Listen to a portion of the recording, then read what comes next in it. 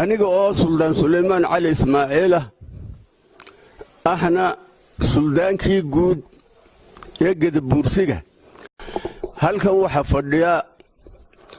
duqaydii ama gudidii beelweynta Makaahil Makadoor ee goboladan Awdal iyo Selal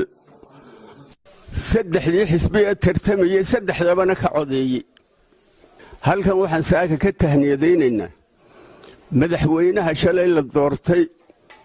Soomaaliland loo doortay Muuse Biixi Cabdi waxaan leenahay hambalyo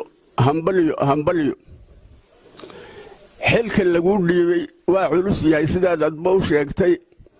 waxa se fudaydiya in Allah ya'muru bil adli wal ihsan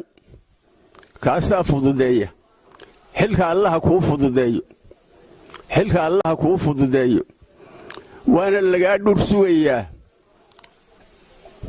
arrimo badanina waa ku sugayaan adiga intaasaan hadalkaaga ku gaabiyay waxaan u baydhayaa